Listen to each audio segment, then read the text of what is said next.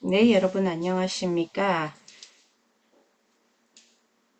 참석자 여러분 인사드립니다. 일단은 오디오가 잘 되는지, 인터넷 연결이 잘 되어 있는지, 그리고 소리가 다 잘 들리는지 확인 부탁드리겠습니다. 이제 시작하도록 하겠습니다. 참가자들이 다 들어오신 걸로 확인을 했고요. 네, 그래서 참석자 목록에 있는 분들 다 함께 하고 계신데 이렇게 참여해 주셔서 감사를 드리고 싶습니다. 오늘 굉장히 특별한 날인데요. 우리 시차가 13시간 납니다. 그래서 한국의 경우에는 오전 시간이고 우리 볼리비아에서는 저녁 시간입니다. 일단 모두 마이크 음소거 상태 확인 부탁드리고 싶고요. 하단에 보시면 통역 기능이 있는데 통역을 한국어, 스페인어 원하는 언어를 선택을 해 주시면 되겠습니다. 아래 지구본 모양으로 통역이라고 나와 있는 아이콘을 보실 수가 있을 텐데요. 거기에서 언어 설정해 주시면 되겠습니다. 저는 그리셀 아빌라라고 하고요. 현재 프로젝트 프로그램 시니어 코디네이터로 볼리비아 유엔개발계획 사무소에서 현재 일을 하고 있습니다. 오늘 웹 세미나를 진행을 맡게 됐는데요.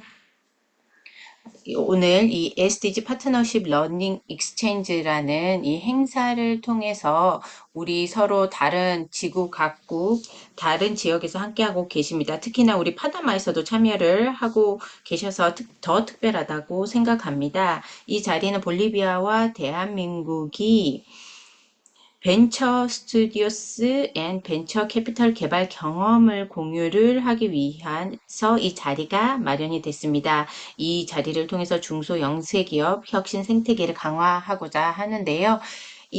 오늘 우리는 단순히 한국의 사례를 배우는 것을 넘어서 우리 볼리비아에 어떤 요소들을 적용할 수 있는지 확인을 해서 우리의 혁신 모델을 가속화하고 창업을 촉진하고 또 민관 파트너십을 강화하고자 하는 목표를 가지고 있습니다. 오늘의 어젠다를 빨리 소개를 드리도록 하겠는데요. 먼저 환영사, 개회사가 있겠습니다. 아주 중요하신 세 분께서 말씀을 해 주실 테고요. 다음으로는 볼리비아 케이스에 대한 발표가 있고 그 다음은 대한민국 발표, 서울창조경제혁신센터에서 발표를 해 주시게 됩니다. 그 다음으로는 임팩트 스퀘어에서 한국 측에서 발표해 주실 거고요. 그 다음 단계로는 Q&A 세션을 갖도록 하겠습니다. 굉장히 중요한 부분이죠. 네. 혹시 뭐 말씀하실 내용이 따로 없으시면 우리가 공식적인 행사 시작하면서 말씀을 청해 듣도록 하겠습니다. 네, 시작하면서 우리 안 유럽나 UNDP 서울정책센터 소장님의 말씀을 듣도록 하겠습니다. 예, 소장님 함께 해주셔서 감사합니다.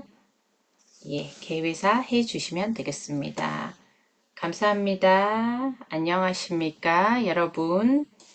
볼리비아와 한국에서 참가하신 모든 파트너와 동료 여러분께 인사를 드립니다. 오늘 저는 볼리비아 벤처 스튜디오 개발을 위한 한국 혁신 생태계 경험 공유를 주제로 이렇게 UNDP 볼리비아 사무소와 함께 지식 공유 웹 세미나를 공동 개최하게 되어서 매우 기쁘게 생각합니다. 이번 행사는 한국의 개발 경험과 또한 솔루션을 개발도상국과 공유를 하여 파트너 국가의 민간 부문, 특히 중소기업 발전을 지원하는 UNDP 우리 서울정책센터 SDG 파트너십 프로그램의 일환으로 진행이 됩니다. 한국과 볼리비아의 파트너 관계자분들과 함께 우리가 볼리비아의 벤처 스튜디오 및 벤처 캐피탈 모델을 개선할 수 있는 실질적인 교훈을 모색하고 실행 가능한 인사이트를 도출해 포용적 성장과 지속가능 발전 목표 달성에 기여하고자 합니다. 특히나 볼리비아 측 파트너 기관, 특히 생산개발은행인 BDP와 UNDP 볼리비아의 포용적인 혁신을 촉진하기 위한 헌신에 감사를 드립니다. 또한 한국의 역동적인 스타트업 생태계 구축 및 지원 경험을 공유를 해주실 한국 측 파트너 기관 서울창조경제혁신센터와 임팩트 스퀘어의 참여와 전문성 제공에도 감사드립니다. 중소기업은 세계 경제의 중추이지만 금융 접근성, 혁신, 회복력 측면에서 지속적인 어려움에 직면해 있습니다. 이번 교류를 통해 볼리비아의 혁신 생태계를 강화하고 중소기업이 성장할 수 있는 새로운 기회를 열어가길 기대합니다. 다시 한번 이번 교류를 가능하게 해주신 모든 파트너 여러분께 감사드립니다. 오늘 논의가 양국의 파트너십을 강화하는 동시에 실질적인 시사점을 도출하는 데 기여하기를 기대합니다. 그럼 이제 UNDP 볼리비아의 마르타 바이에호 부상주 대표님의 환영사를 위해 마이크를 넘기겠습니다. 감사합니다.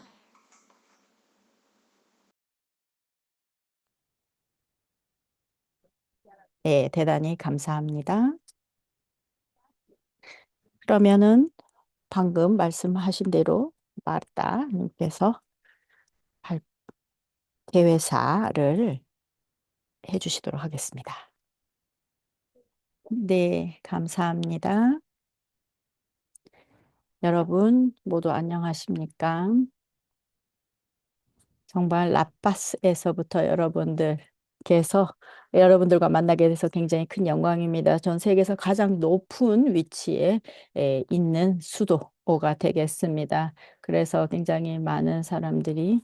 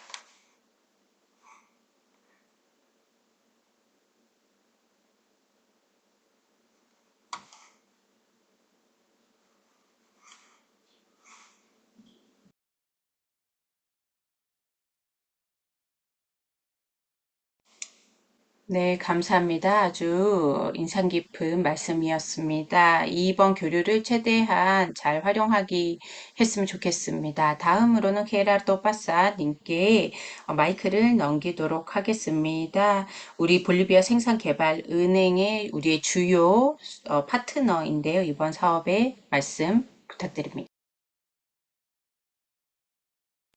네, 감사합니다. 그리셀, 감사합니다. 동료 여러분.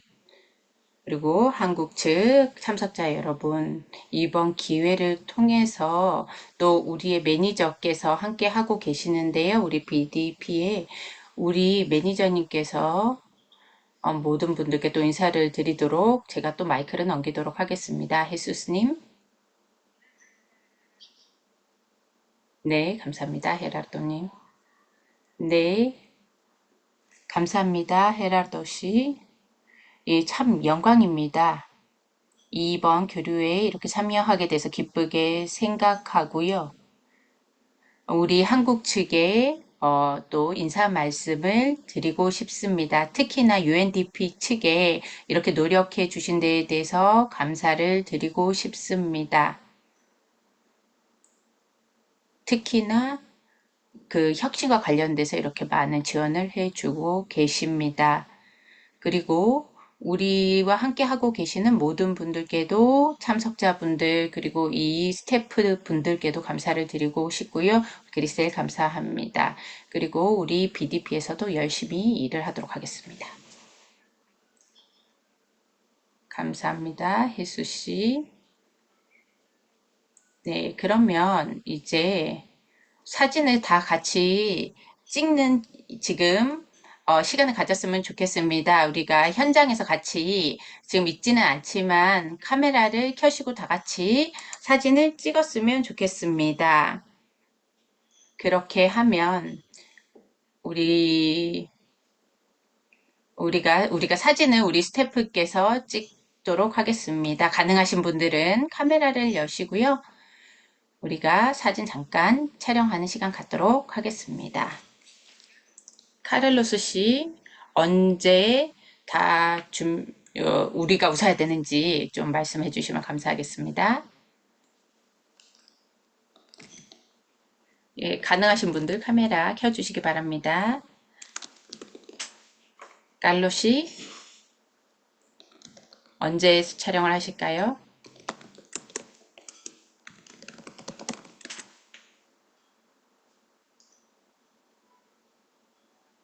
네, 깔로 씨, 거기 계신가요?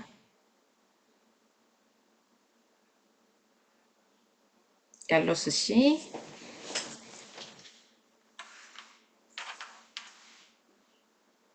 네, 감사합니다. 지금 깔로스 씨가 예, 예.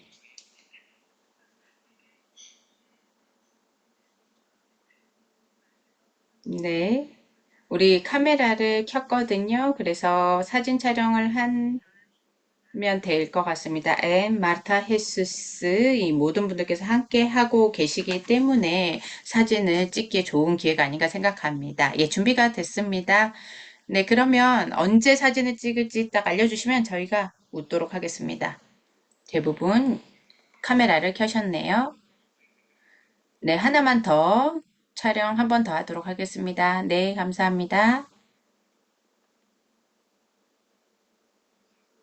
됐습니다. 감사합니다. 네, 감사합니다. 그러면 계속 이어가도록 하겠습니다. 웨비나 발표 이제 다음으로 드릴 텐데요. 예, 여러분 모두 그 말씀에 감사를 드리고 싶습니다. 이 공동 노력에 힘이 되는 말씀에 감사를 드리고 싶습니다. 이제는 발표로 넘어가도록 할 텐데요. 첫 번째 발표는 그 BDP 생산개발은행에서 그 벤처 스튜디오, 벤처 캐피털 펀드에 대한 발표를 해 주시겠습니다. 프란시스코 로만 컨설턴트께서 우리 BDP와 함께 일을 지금까지 해 오셨는데요. 그 다음에 또 칼로스 델 카스티요 슈퍼바이저님께서도 어떠한 이니셔티브를 설계를 했고, 어떠한 도전 과제들이 있었는지에 대한 소개를 하겠습니다. 카를로스 프란시스코 발표해 주시면 감사드리겠습니다. 네, 대단히 감사합니다. 네, 여러분들 여기 함께 계시는 모든 분들을 만나게 돼서 큰 영광이며 또 한국의 서울 창경과 또 임팩트 스퀘어 등 또 볼리비아에서 참가하시는 모든 분들과도 이렇게 발표를 나눌 수 있게 해서 굉장히 기쁩니다. 네, 여러분 안녕하십니까? 좋은 아침, 좋은 저녁 시간입니다. 저희가 지금까지 진행해 온 그 프로젝트 바로 마케팅, 시장, 그 정보 플랫폼 개발에 관련된 그러한 프로젝트를 설명을 드리고자 합니다. 그리고 서울 창경에서 많은 지원을 받아서 이러한 프로젝트가 가능했다라는 것을 말씀드리고 싶고요. 화면 잘 보이시는지 확인 부탁드리겠습니다. 네, 훌륭합니다. 감사합니다. 그러면 무엇보다 제가 말씀드리고 싶은 것은 볼리비아는요. 새로운 전략과 기회를 창출하는 데 있어서 특히 우선 산업에 그 지원을 하기 위한 기회를 창출을 하고 있습니다. 그중에서는 영세, 중소기업인들에게 기회를 제공하기 위한 노력을 경주하고 있습니다. 여기에서는 굉장히 중요한 비전, 그리고 더 포괄적인 비전을 저희가 추구를 하고 있는데요. 이를 위해서는요, 보다 스마트 생산 플랫폼을 구축하는 것입니다. 그래서 바로 우리의 경쟁력을 분석해서 우선 산업에 있어서 특히 그 중소기업, 그리고 영세기업들이 그 모든 그 노력을 경주할 때 그러한 기회를 포착하고 이와 관련된 상품과 서비스를 개발하고 부가가치를 더 증대시킬 수 있는 방법을 모색해서 결국 국가 차원에서의 그러한 수입품 대체 효과를 누리며 또 산업 개발을 추구하는 것을 목표로 하고 있습니다. 이러한 프로젝트는 바로 한국의 협력을 통해서 파이낸싱을 받았는데요. 여기에 총 네 가지 핵심 요소가 있는데요. 첫 번째는 어떻게 해서 디지털 그리고 기술 격차를 축소하고 또한 생산성을 개선하고 우리나라의 경쟁력을 강화하느냐라는 부분이 되겠습니다. 그리고 두 번째는 어떻게 해서 이러한 중소기업들에게 있어서 볼리비아에 굉장히 큰 비중을 차지하는 비공식 경제 부문을 축소하느냐가 되겠습니다. 한편으로는 재원은 서비스를 제공하고 금융 서비스를 제공하고 또 다른 한편으로는 기술적인 지원을 제공함으로써 우리 국내에 요새 지금 존재하고 있는 그런 사회적인 그러한 격차들을 또 축소시키며 또 사회 보장을 더욱더 확대시킬 수 있느냐 하는 문제들을 해결해 나가는 것이 되겠습니다. 그리고 또 한 가지 요소는요, 더 취약계층인 여성들이라든지 청년 창업가들의 참여도를 더 촉진하는 것이 되겠습니다. 그렇게 해서 우리 볼리비아의 굉장히 높은 실업률을 해결해 나가는 것이 되겠죠. 그렇게 해서 결국 국내의 비공식 경제 부문을 해결해 나가는 것이 되겠습니다. 이를 위해서 우리가 프로젝트 내에서 수립한 전략은 총 세개의 요소로 구성되는데요. 첫 번째는 그 생산 시장 모델의 정보 플랫폼을 구축하는 것이 되겠습니다. 그리고 두 번째 컴포넌트는요, 벤처 스터디어 모델을 위한 산업 전략을 세우는 것이 되겠고요. 그리고 세 번째는요, 벤처 캐피탈 임팩트 벤처 캐피탈 모델을 개발해서 볼리비아 영세 중소기업에게 활용할 수 있도록 하는 것이 되겠습니다. 그래서 결국은 이러한 오늘 저희가 집중하고자 하는 부분은 두 번째, 세 번째 컴포넌트가 되겠고요. 그래서 이러한 구체적인 액션들을 어떤 액션들을 취했는지 그래서 벤처 스튜디오와 벤처 캐피탈 관련해서 지금 우리가 도입한 그 랩이라고 하는 그 환경에서 우리 BDP 내에서 도입하고 노력해온 내용들을 소개해드리고자 합니다. 네, 그러면 우리가 이렇게 수립한 비전, 벤처 스튜디오, BDP 내 벤처 스튜디오의 비전은 총 네가지의 구성 요소로 구축되어 있습니다. 첫 번째는 기회를 포착하는 것이죠. 그래서 시장에서 어떤 문제들이 존재하는지 이 문제들을 포착해서 이들을 비즈니스 기회로 탈바꿈하게 되는 것이죠. 그리고 두 번째 요소는요, 저희 BDP 내에서 이러한 아이디어를 개발해서 공동으로 새로운 서비스나 제품을 어, 설계하고 개발하고 그리고 이를 더 규모화할 수 있는 환경을 조성하는 것이 되겠습니다. 세 번째 요소는요, 어떤 필요한 재원이나 자원을 어떻게 제공하는 것이 할 수 있는 방법이 되겠는데요. 첫 번째는 펀딩 부분이 되겠습니다. 시드 머니라든지 또 우리가 은행으로서 대출이나 금융 서비스를 제공하는 부분도 있겠지만 또 한편으로 이러한 비즈니스의 은행 차원에서의 투자자의 역할을 하고자 하는 것이죠. 이렇게 해서 시드 머니, 시드 자본을 만들어서 필요한 요소들을 제공하게 되는 것입니다. 그리고 또 동시에 그러한 국내의 많은 창업 정신을 더 장려하고 촉진시키는 것입니다.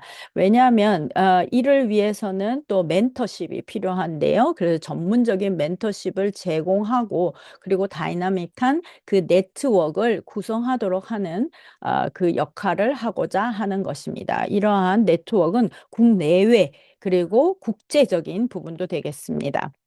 그리고 또 마지막으로 중요한 요소는요, 우리 입장에서는 바로 어떻게 해서 이러한 창업 기업들을 런칭을 하는 것이죠. 그리고 이 창업한 기업들이 어떻게 해서 더 성장할 수 있도록 하는지가 중요한 요소가 되겠습니다. 그렇기 때문에 이것 총 요 네 가지가 핵심 축이 되겠습니다. 그렇게 해서 어떻게 더 앞으로 구체적으로 어떤 프로젝트에만 의존하지 않고 자발적으로 그 생존 가능한 지속 가능한 재원을 제공할 수 있고 확보할 수 있느냐라는 문제를 해결하고자 하는 것입니다. 특히 영세 중소기업들이 이렇게 할 수 있도록 지원하는 역할이 되겠습니다. 이를 위해서 우리는 첫 번째 이니셔티브 첫 단계를 진행을 했는데요.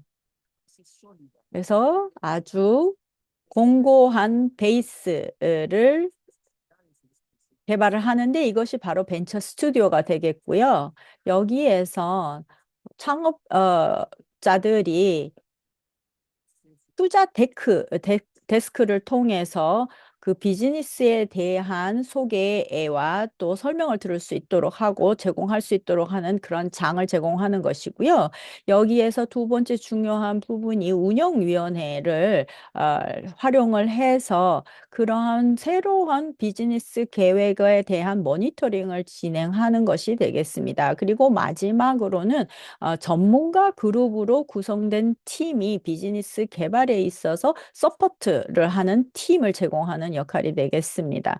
2019년도부터 우리는 BDP 내에서 BDP 랩이라는 그 비즈니스 인큐베이터가 있습니다. 그렇지만 동시에 이러한 비즈니스가 그냥 만들어지는 것만이 아니라 이것을 더 규모화해서 더 큰 수혜 그룹에게 제공될 수 있도록 하는 그런 연결고리를 창출하는 것이죠.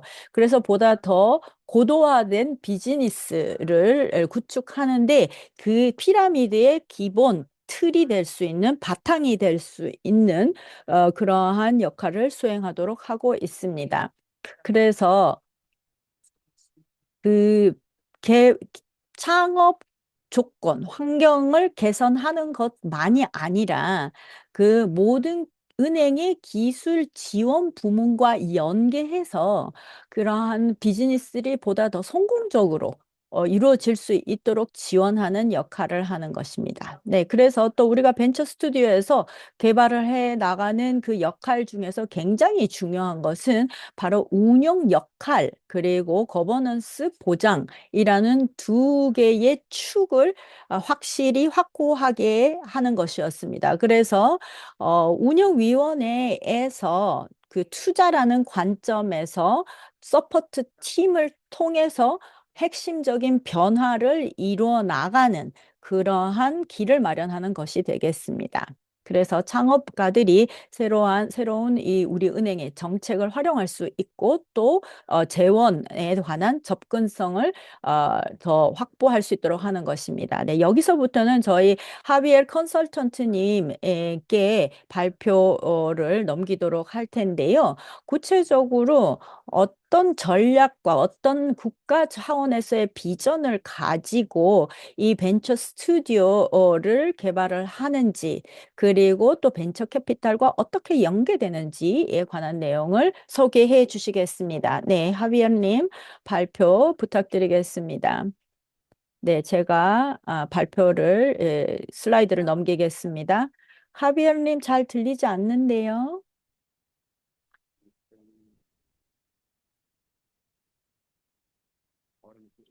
지금 잘 들리시나요? Yo le escucho perfectamente. Yo le oigo muy bien. Quizás es porque sí, está funcionando. Yo le escucho.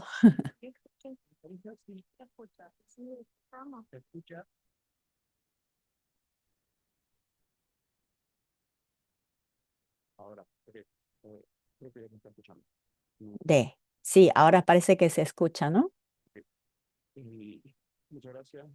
네. 발표 잘 들리시죠? 이제 목소리 잘 들리시죠? 네. 그러면은 저희가 이 프로젝트는 사실 여러 팀과 협력을 통해서 진행을 했습니다. 벤처 스튜디오 프로그램과 또 벤처 캐피탈을 더 포용적인 성격을 가지고 진행을 하는 것을 목표로 했었습니다. 그래서 이 프로젝트가 결국 볼리비아를 어느 목표까지 달성할 수 있도록 하는지.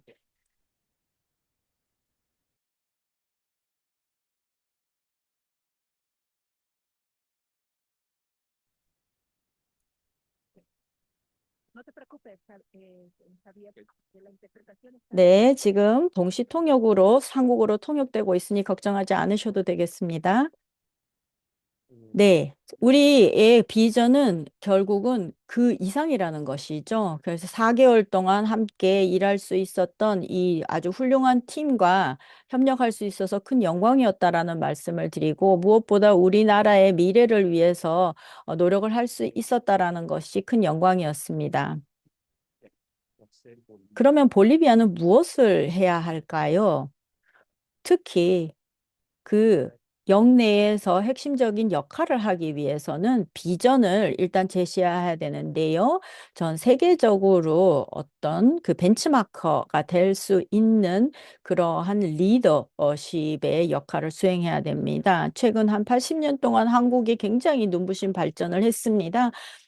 이러한 발전 국가를 우리가 모델로 삼아야 할 것입니다. 그래서 볼리비아가 우리 영내에 어떻게 보면 모범 사례가 될 수 있도록 하는 것이 굉장히 중요할 것입니다. 그래서 여기 화면에 보시는 볼리비안 메이드라고 하는 이런 볼리비아 마크 브랜드 네임을 자랑스럽게 높게 여길 수 있도록 우리나라를 만들어야 한다라는 것입니다. 그러기 위해서는 우리나라의 생산성과 그리고 가치를 생산을 해야 되는 것이죠.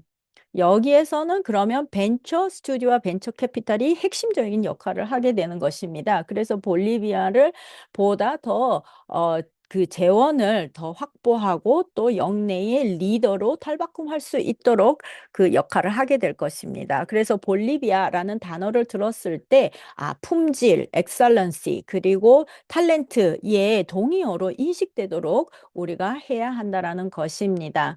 그리고 볼리비아는 내부적으로 그 많은 잠재력을 가지고 있고 자원을 가지고 있고 그리고 내부적으로 또 여러 가지의 그 도전 과제들도 있습니다. 그리고 또 조직적인 부분이나 또 그 민간 부문과의 협력에 핵심적인 해결해야 할 문제들이 있다라는 것을 인식하고 하게 되는 것입니다. 그 중에서 중요한 것은 아직 기업이 아니더라도 아직 창업을 하지 않았더라도 비즈니스에 대한 아이디어를 가지고 온다면 그것을 가지고 사업으로 개발할 수 있도록 BDP가 그 역할을 하는 것인데요. 그래서 BDP가 바로 그 벤처 캐피털리스트가 되어서 그 파트너십으로 참여함으로써 비즈니스를 개발할 수 있도록 하는 것이 우리의 역할이 되어야 할 것입니다. 그래서 특히 이 이미 창업한 기업이라면 더더욱 역할을 우리가 함께 지원을 할 텐데요. 특히 우리가 현재 파일럿을 진행하고 있는 부분이 그 바이오 자원을 활용하는 비즈니스에 더 우선순위를 두고 있는 것입니다. 그래서 우리가 수입제를 대체할 수 있는 그러한 역할을 하고 그런 효과를 누리고자 하는 것입니다. 그리고 이러한 모든 그 비즈니스가 보다 더 채산성을 보장하기 위해서는 그 어느 누구의 희생도 요구하지 않는 그런 그 시스템을 도입해야 한다라는 것인데요. 그러기 위해서는 우리 벤처 빌더들을 우리가 구성을 하는데 핵심적인 역할을 해야 할 것입니다. 그래서 BDP 내에서 바로 이러한 역할을 하고자 하는 것입니다. 그래서 지금 현재 파일럿에서도 재원을 확보하고 투자하는 그러한 역할을 하고 있고요. 그래서 벤처 캐피털을 다양한 그 비즈니스의 개발 단계에 따라서 필요한 재원을 제공하는 그러한 역할을 하고요. 그리고 결국은 비즈니스가 러닝을 할 수 있도록 추가적인 그러한 지원이 필요 없이도 지속 가능할 수 있도록 성장하는 데 지원을 하는 그러한 역할을 할 계획이 되겠습니다. 프란시스코 2분 남았습니다. 네, 그래서 우리는 지금 핵심 6개의 그 산업에 초점을 맞추고 있는데 커피, 초콜릿, 와인, 치즈, 그리고 그 가죽, 그리고 섬유 산업이 되겠습니다. 특히 섬유 산업 부분에서는요, 안데스 지역의 그런 특징을 가진 핵심 그 섬유 원사 부분에 집중을 할 계획을 가지고 있습니다. 그래서 유럽이나 미국으로 저희가 수출할 수 있는 제품을 만드는 것을 목표로 하고 있습니다. 여기에서는 바로 세계적인 기업들을 개발할 수 있을 것이라 확신하고 있습니다. 그리고 또 이런 고부가가치의 산업에 집중을 하고 이 화면에 보시는 것과 같이 총 6가지의 산업, 그것은 그 업과 연관되어 있는 산업들이 되겠습니다. 그래서 결국 최종 상품을 볼리비아 기업이 수출할 때 모든 그 공급 사슬에서도 국내에서 모든 것을 확보할 수 있도록 하며 이를 수출하는 그러한 과정까지 완성하도록 하는 것을 목표로 하고 있습니다. 그리고 마지막으로 보여드리고 싶은 것은 이 시세의 그 비교 차트가 되겠는데요. 수출하는 그런 그 제품, 그러니까 원제품으로 수출했을 때 가격과 그 다음에 부가가치가 추가되어서 수출됐을 때의 가격을 비교해 드리는 것이 되겠죠. 그래서 가공이 되었을 때 얼마나 부가가치가 창출되는 것을 볼 수 있는 것입니다. 그래서 우리가 내부적으로 지금 노력하고 있는 것은 내부적으로 어떻게 미래에 보다 더 많은 협력과 또 그 우리의 그 노출을 더 확대하기 위해서 뭐 국제 페어라든지 이러한 곳에 이런 장에 참가할 수 있도록 하는 그런 노력을 경주하고 있고요. 그 다음에 볼리비아의 굉장히 그 높은 잠재력 그리고 인재의 그 탤런트들을 더 홍보하는 데 역할을 할 계획을 가지고 있습니다. 이것이 국제 시장에 더더욱 노출시키도록 하는데 노력을 하는 것이 하고 그다음에 어떤 사회 계층이든지 간에 그 탤런트를 가지고 있다면 기회를 누릴 수 있도록 하는 것이 되겠습니다. 그다음에는 이제 저희가 산업 클러스터를 개발하는데 노력을 할 계획을 가지고 있는 것입니다. 그래서 보시다시피 로지스틱스 부분, 그 물류 부분이 되겠고요. 그다음에 커피 클러스터, 그다음에 관광 클러스터, 그리고 미식 클러스터, 그리고 수출 클러스터. 그러니까 그냥 커피를 그냥 소비하는 것으로 끝나는 것이 아니라 이 부분에 관해서 부가가치를 창출해서 수출할 수 있는 그러한 그래서 예를 들어서 오렌지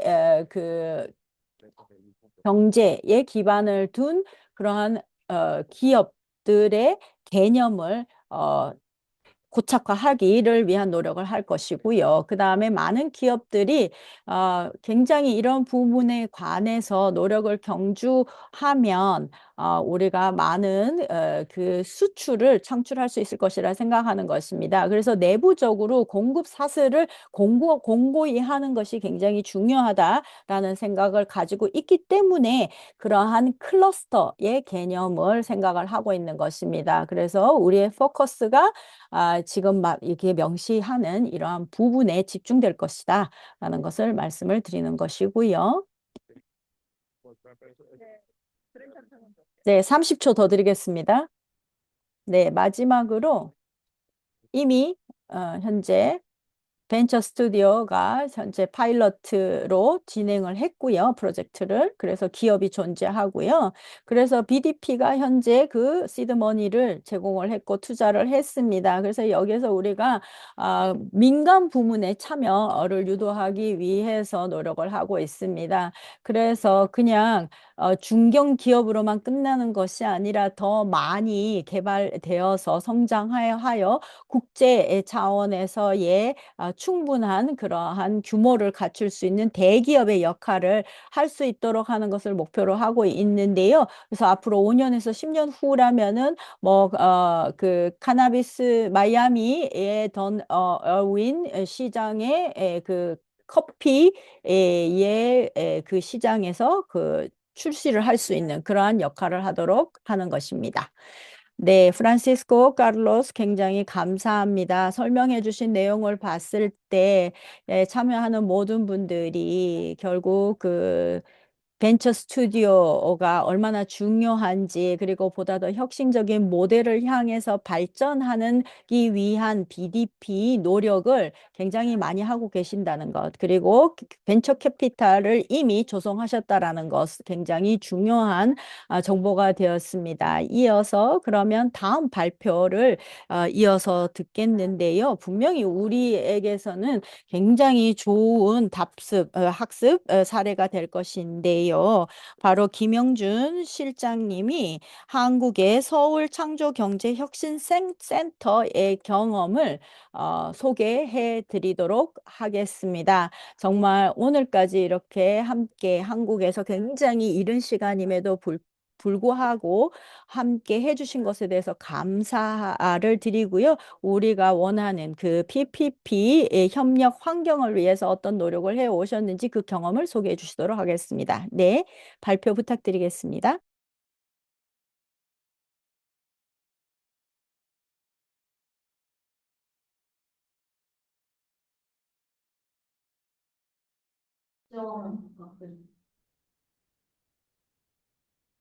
됐죠. 그렇지. 오케이. 잘 Gracias por el 보입니다. webinar con Bolivia.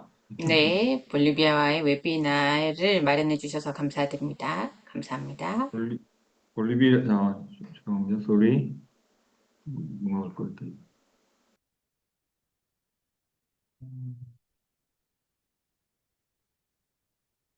오케이. 번역 어떻게 끊냐.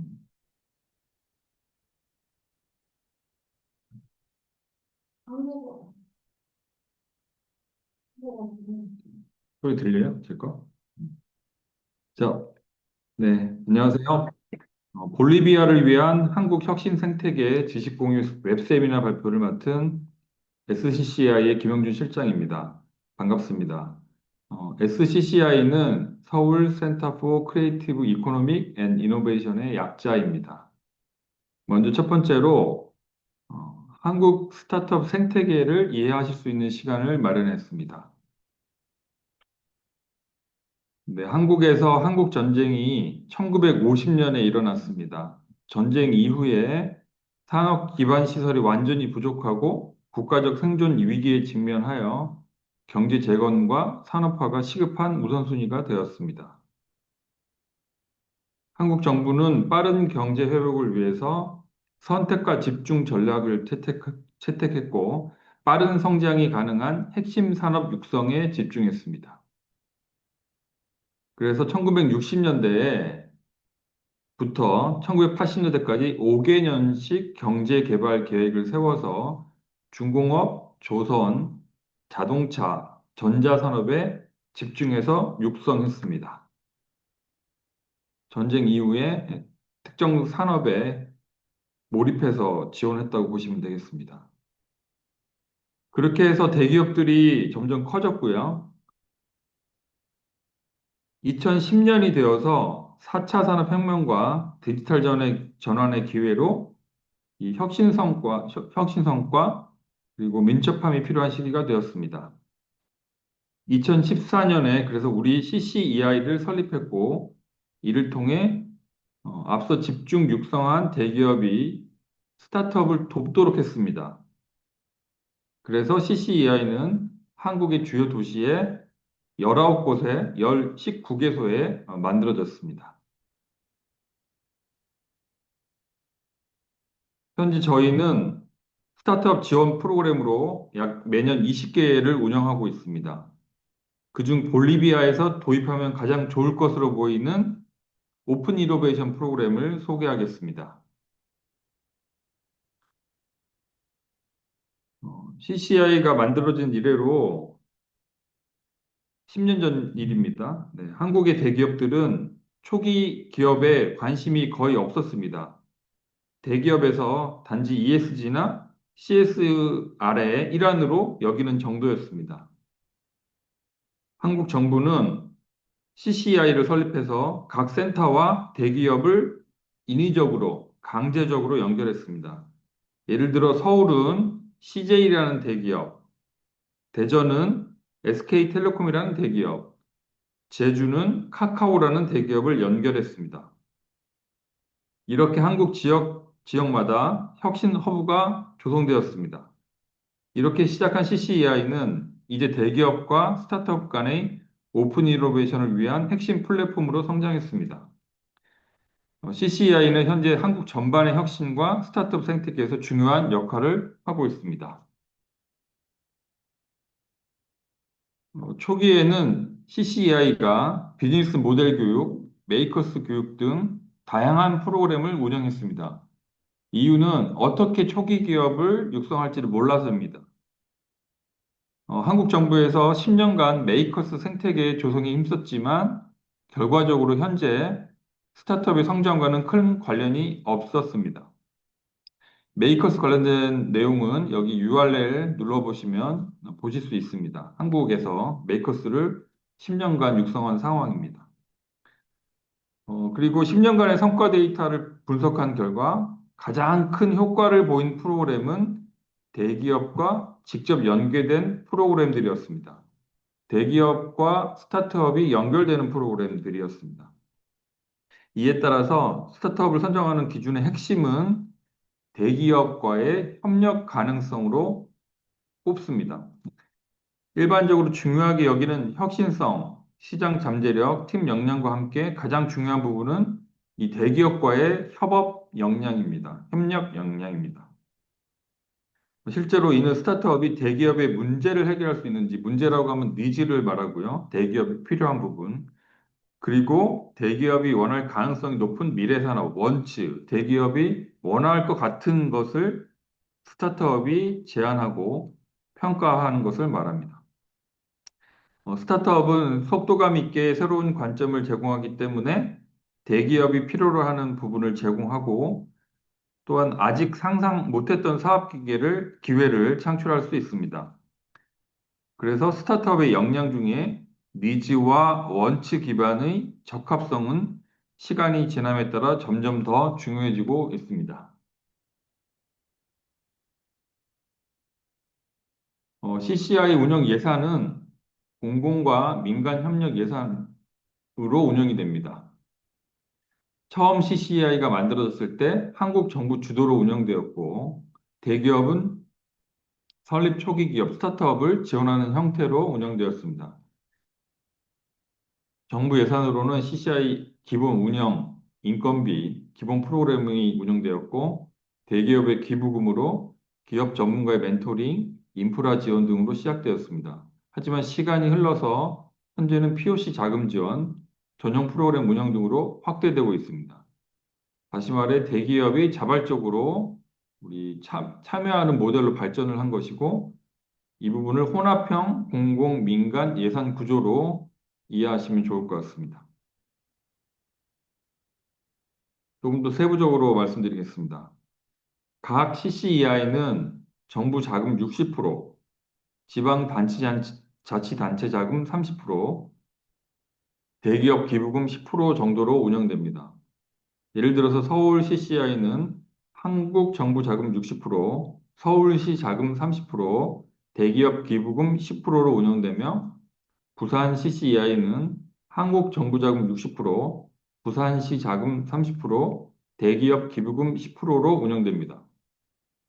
10년 전에는 CCI와 연계된 한국 기업마다 강제적으로 2억 원에서 5억 원 정도의 기부금을 내야 했습니다. 하지만 현재 연계된 대기업 외에도 예를 들면 서울은 CJ라고 말씀드렸듯이 그 연계된 기업 외에도 다양한 기업이 각 지역의 CCEI에 기부를 자발적으로 하고 있습니다.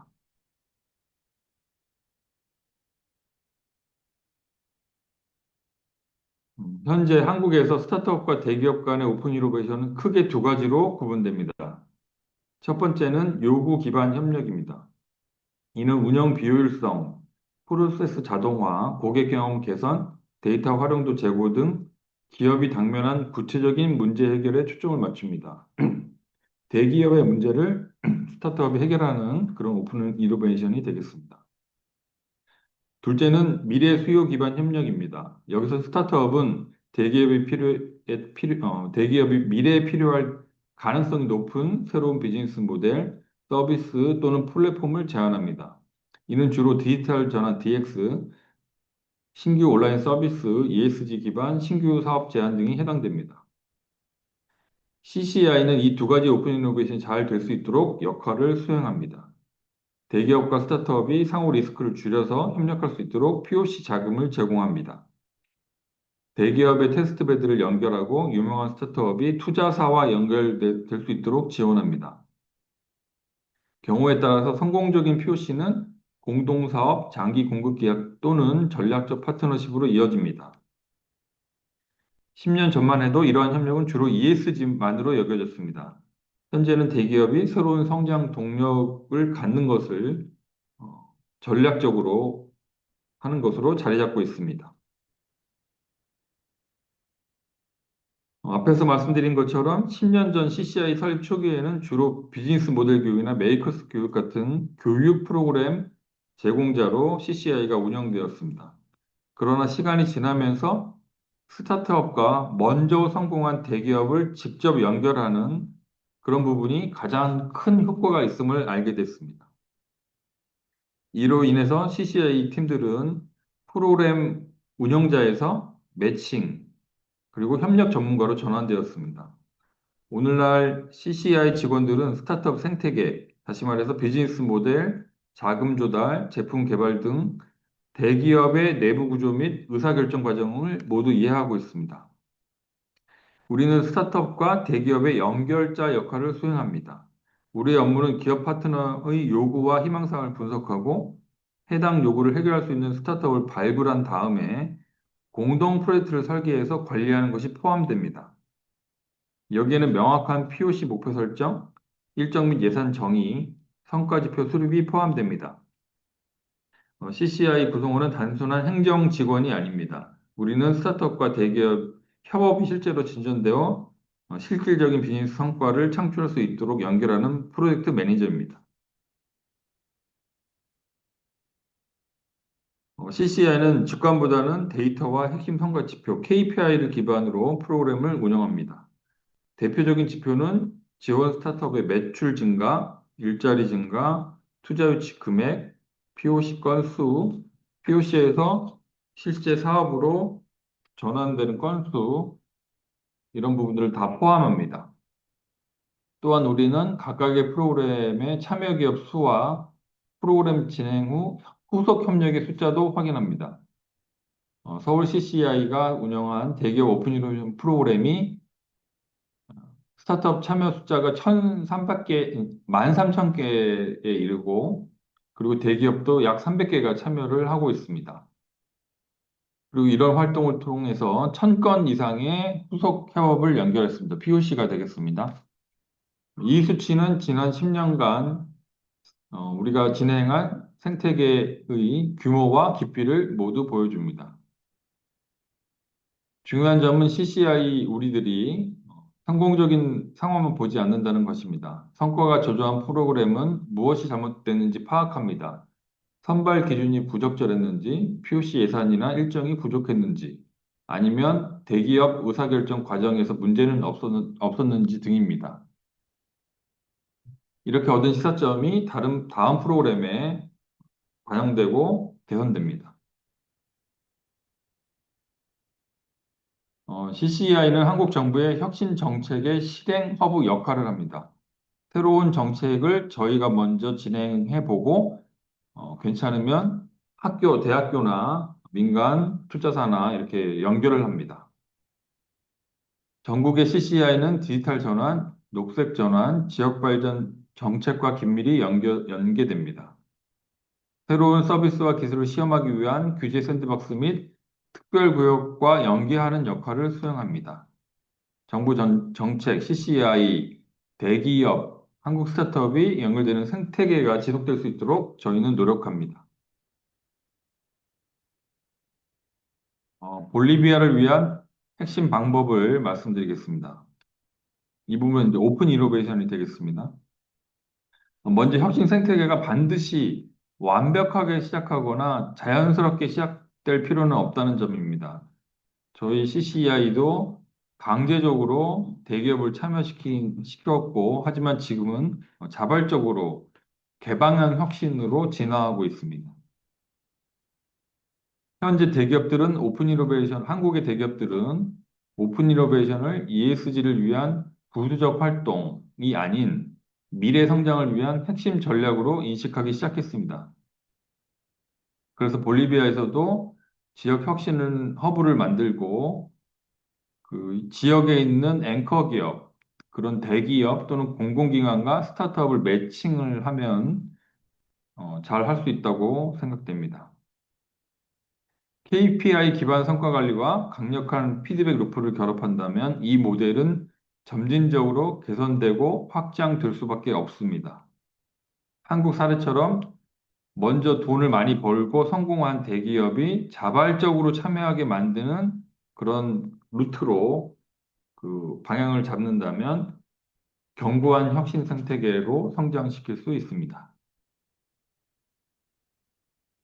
다음 구체적으로 볼리비아를 위한 오픈 이노베이션 방법론을 말씀드리겠습니다. 첫 번째는 스타트업과 협력하고 함께 성장하고자 하는 대기업을 먼저 발굴하고 선정합니다. 대기업 선정이 매우 중요합니다. 올바른 의식을 갖고 있고 스타트업과 협력할 의지가 있는 대기업을 먼저 선정하게 됩니다. 두 번째로는 대기업은 그 스타트업과 함께 해결하고자 하는 문제를 제시하거나 이게 아까 말했던 니즈가 되겠죠. 그리고 협력하고자 하는 기술 또는 사업 영역을 정의합니다.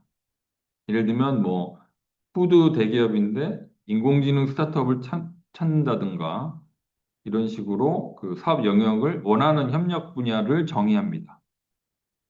그리고 세 번째로는 정의된 문제 또는 협력 분야를 기반으로 그 대기업의 오픈 이노베이션 프로그램을 공지합니다. 이 스타트업이 알 수 있도록 공고를 냅니다. 그래서 참여를 원하는 스타트업이 지원해서 모집하게 됩니다. 이 지원하고 모집하는 절차는 CCI가 진행합니다. 네 번째로 제출된 스타트업의 사업계획서, 자료, 팀 역량을 검토해서 대기업이 미더블 원하는 스타트업을 선정합니다. 여기서 중요한 포인트는 대기업이 스타트업을 선정합니다. 만나고 싶은 사람, 스타트업을. 예를 들면 100개 스타트업이 지원했으면 그중에 10개를 만나고 싶다고 대기업이 선정하면 그 10개가 선정된 기업이고 그 대기업과 미더블 하게 됩니다.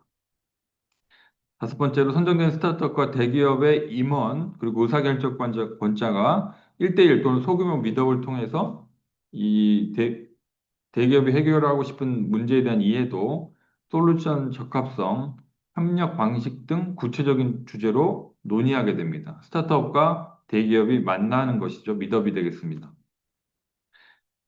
여섯 번째는 그 미더업을 통해서 그 10개를 아까 10개를 만났다고 가정했을 때 그중에 7개가 마음에 들면 대기업이 원하면 그 POC 대상 기업으로 선정을 하게 됩니다.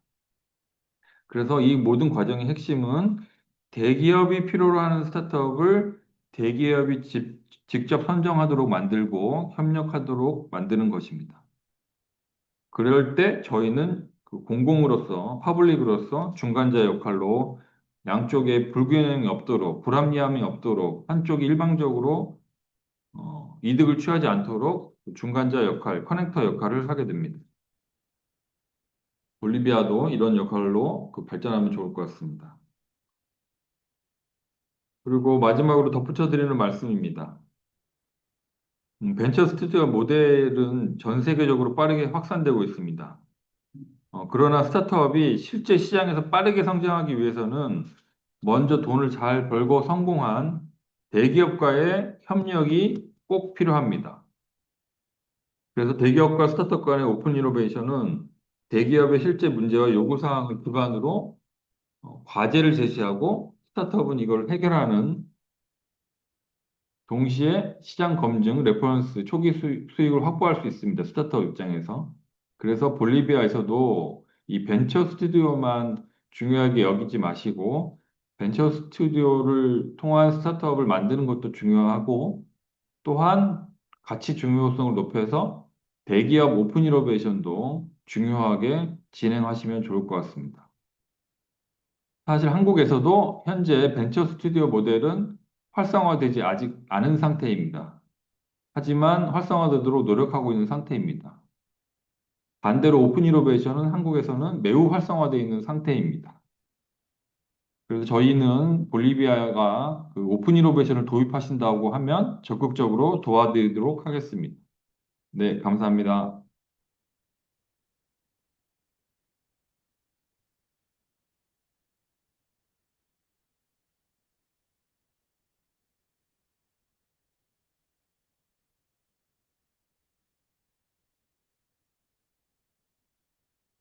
네, 훌륭한 발표 감사드립니다.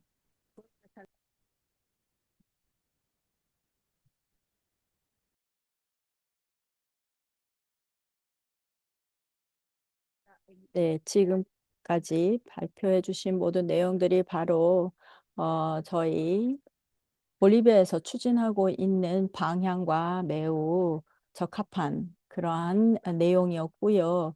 바로 우리가 추진하고 있는 내용이 제시해 주신 로드맵으로 우리가 잘 따라가고 있다, 이런 생각을 할 수 있을 것 같습니다.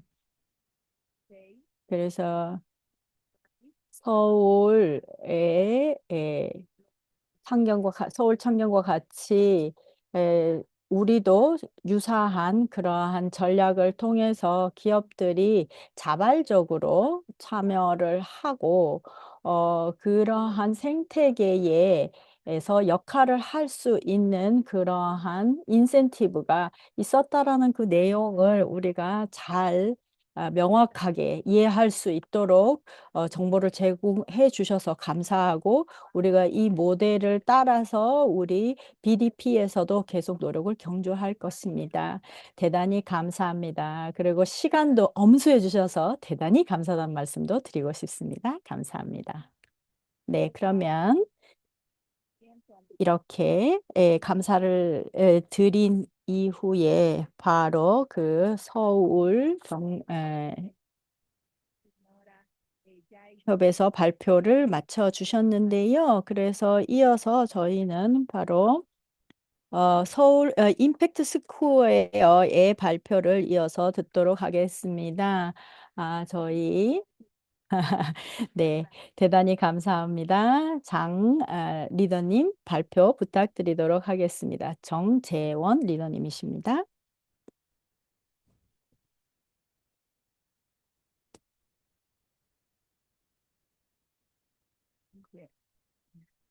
Hello, this is Jaewon Jung, leading global business at ImpactSquare. 안녕하세요. 네, 오늘 이 시간에는 한국에서 지난 15년간 임팩트 생태계가 어떻게 성장해 왔는지, 그리고 그 안에서 임팩트 스퀘어가 어떤 역할을 해왔는지 말씀드리려고 합니다. 또한 한국에서의 경험을 바탕으로 저희가 어떻게 다른 국가들로 저희의 활동을 확장해 왔는지, 그리고 이런 경험이 볼리비아의 벤처 스튜디오 혹은 벤처 캐피터 모델을 설계하는 데에 어떤 시사점을 드릴 수 있을지 함께 나눠보고자 합니다. 네, 임팩트 스퀘어는 2010년에 시작되었습니다. 이때만 해도 한국에서는 임팩트 투자라는 단어 자체가 거의 쓰이지 않던 시기였습니다. 저희는 처음에 임팩트 허브라는 글로벌한 그런 인큐베이션 센터를 서울 라이센스로 운영을 하면서 주로 대기업을 대상으로 하는 CSR 컨설팅 비즈니스로 출발했습니다. 즉, 기업들이 사회공헌을 조금 더 전략적으로 그리고 실제 사회 문제를 해결하는 방향으로 할 수 있도록 돕는 역할에서 저희 기업이 시작했다고 보시면 됩니다. 그때에는 지금처럼 임팩트 생태계라는 말도 거의 없었기 때문에 저희 조직은 이러한 생태계를 만들어가는 과정을 함께 겪어온 조직이라고 이해해 주시면 좋겠습니다.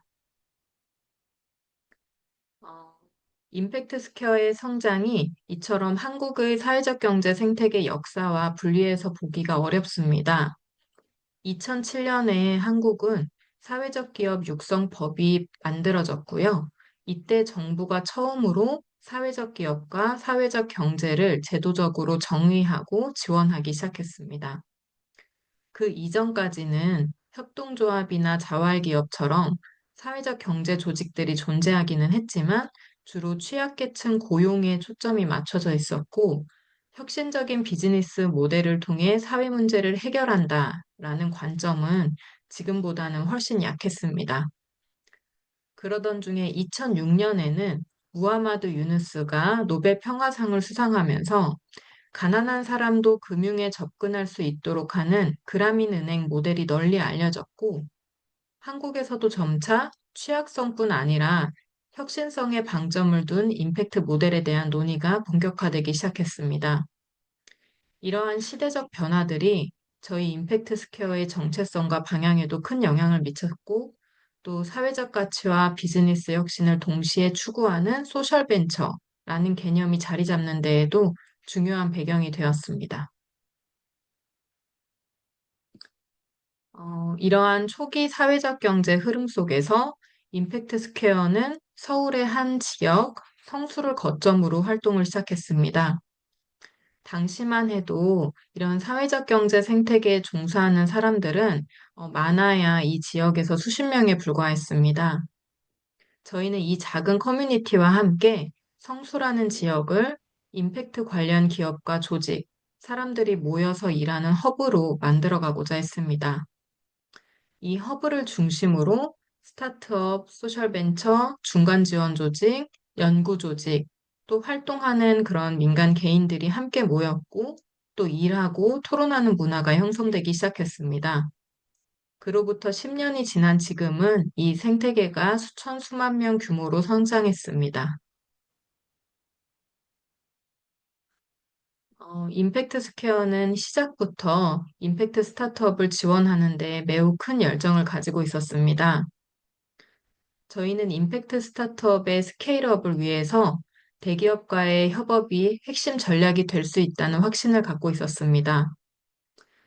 스타트업 입장에서는 대기업의 시장 접근성, 유통망, 자원을 활용해서 빠르게 성장할 수 있고요.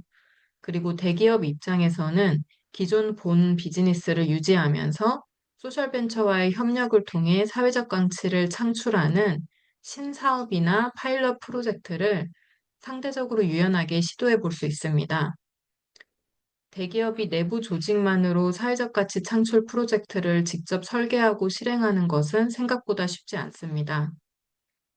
그래서 사회 문제 해결에 특화된 이런 임팩트 스타트업들과 협력하는 것이 대기업과 임팩트 스타트업 서로에게 큰 도움이 되었고요.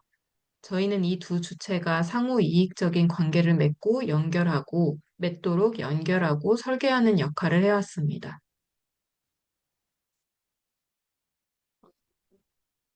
그러나 저희가 하는 일이 컨설팅과 프로그램 운영만으로는 스타트업의 성장을 끝까지 뒷받침하기는 어렵다는 고민이 있었습니다.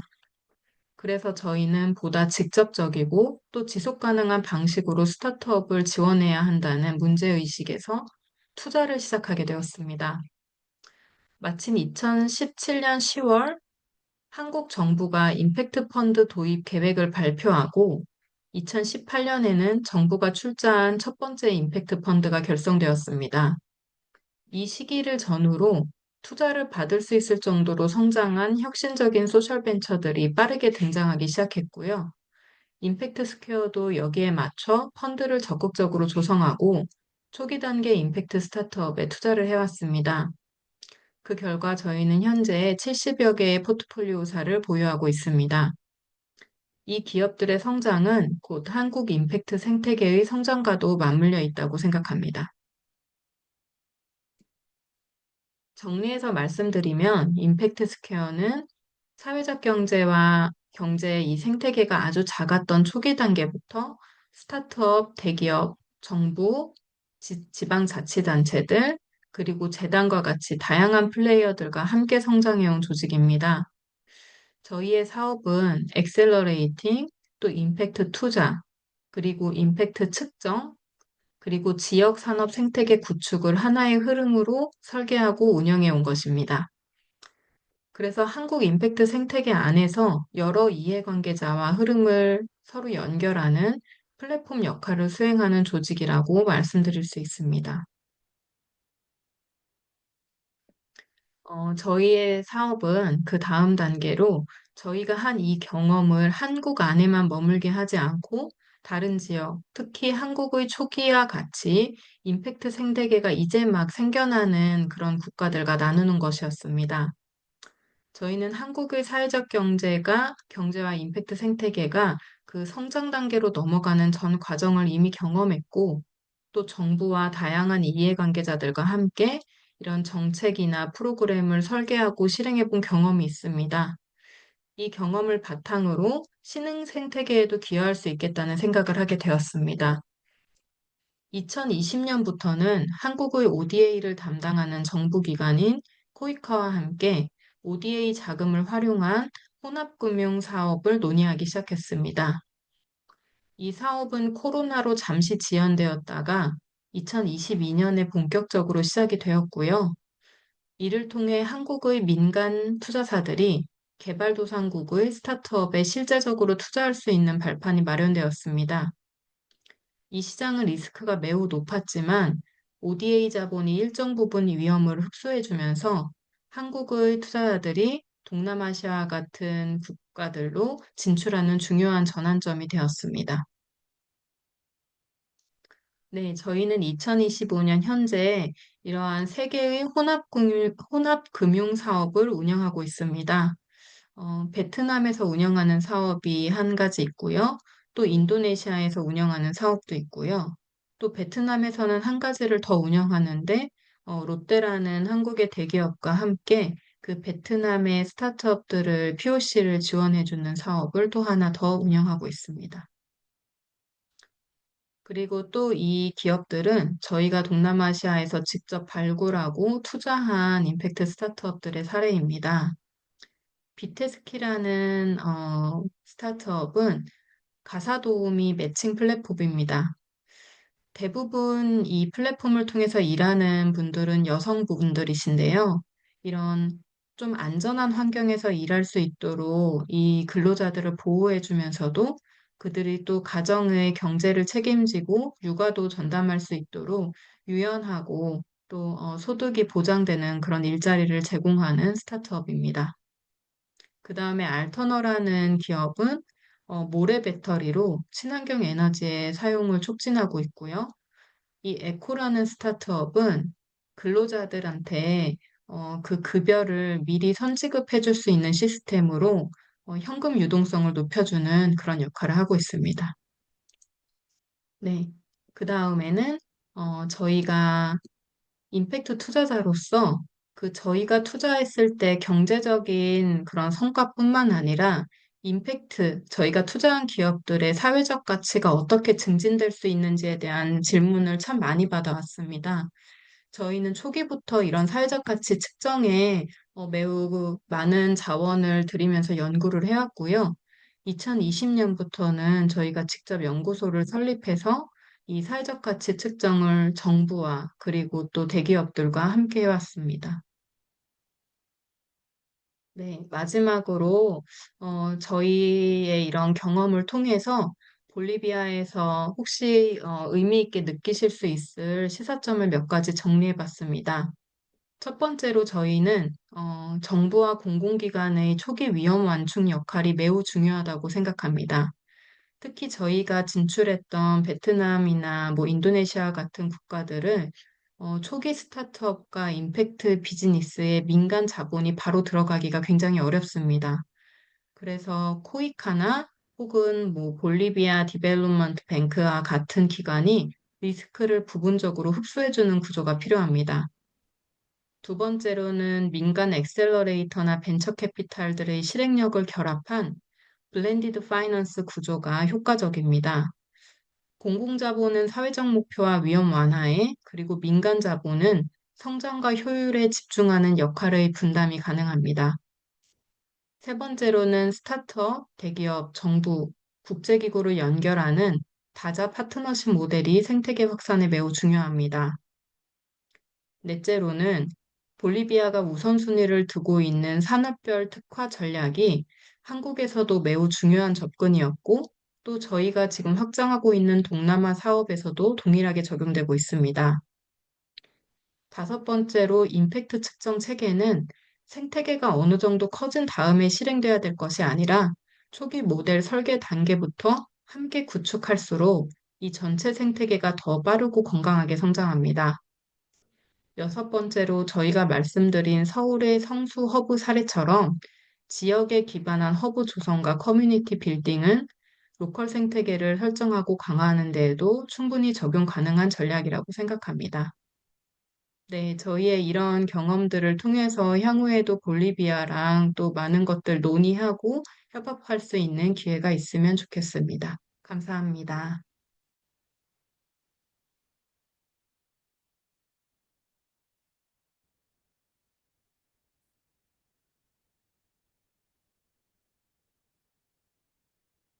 네, 영 리더님, 너무나 훌륭한 발표 감사드립니다. 너무나 우리에게 많은 시사점을 주시고 또 구체적인 또 볼리비아에서 도입할 만한 그러한 방법론을 제시해 주셔서 대단히 감사합니다. 그리고 또 그 PPP 부문에 관련해서 볼리비아에서는 굉장히 많은 도전 과제를 가지고 있는데요.